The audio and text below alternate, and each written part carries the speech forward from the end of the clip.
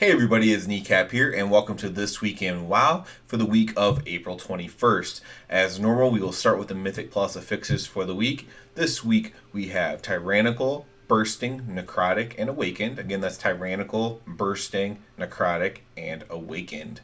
So, not any terrible combinations there, although, Mythic Pluses are going to be less and less relevant as we come to a close here and edge our way towards Shadowlands. Let's go ahead and talk about what's going on in the game this week. And there are actually a couple really cool things to mention this week, although we have a general lack of things going on in the game. For the week, all we have is the Battle for Azeroth dungeon event. Again, this event technically is not that great either, because it's really good for gearing alts in some ways, but there's so many catch-up mechanics in place at this point. It's just really not that helpful. It's not one of the better events, not one that I super look forward to. What we do have is, first of all, kudos to Blizzard. They did extend the experience buff up until the Shadowlands pre-patch hits. So whenever that is, so more months, seemingly. Months and months of more bonus XP while you're leveling. So no excuse not to get your ults up if you wish to do so. That is extended. And then they also added a buff called Impressive Influence, where your reputation gains for Legion and BFA are increased by 100%. They're putting this in, I imagine, for people who want to unlock their allied races and stuff before the Shadowlands pre-patch, because of they are changing the prerequisites for the allied races. So let's say you want to unlock an allied race. Let's say you would like to level an allied race with the leveling XP, but you don't have them unlocked. Now you can go unlock them and use the leveling bonus as well once you have them unlocked. I think that's probably along their lines of thinking. I'm usually in the same logic path as the World of Warcraft dev team for whatever reason. So that's probably kind of along the lines of what they're thinking with that.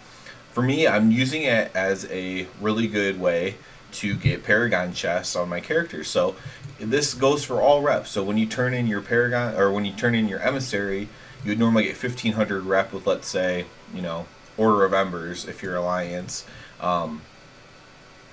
Instead you would get 3000, so that's doubled as well. So it's a quick way to get your Paragon chests clicked over, especially through Emissaries, but just doing world quests in general, you get double for each one. And then it's also a great way, what I'm going to do is I'm going to use this to get 2 more of my characters exalted with everything so that they can receive Paragon chests. So then I'll be up to 5 Paragon 120s. At least that's what I'm going to attempt to do. There's no telling if I'm going to be able to do that. Limited playing time and whatnot. But that's what I'm using it as a great way to make a bunch of extra gold if possible. That's my attempt to use the reputation buff for.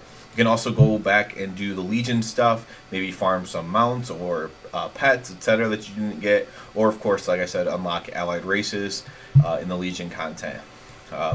So those are the big things going on. We also have more alpha testing going on. I still do not have alpha as of now. I don't think they've done a second round of invites. If they do, I'm just hoping that I do get selected for it. People are really loving Tower of Torghast. I just did a video about that. Check that out. If you care to hear my thoughts on the Tower of the Damned, Torghast Tower of the Damned, I just call it the Tower of Torghast.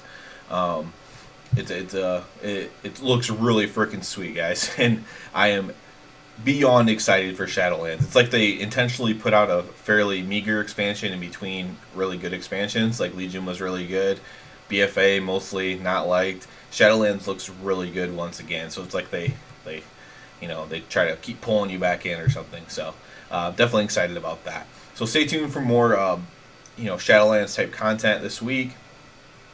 Working on Carapace and Mythic rating as well. So I doubt we'll get that down this week. But if we did, I would have a video for that. And other than that, please subscribe to the channel because that helps me out by far the most. And other than that, everybody have a good one.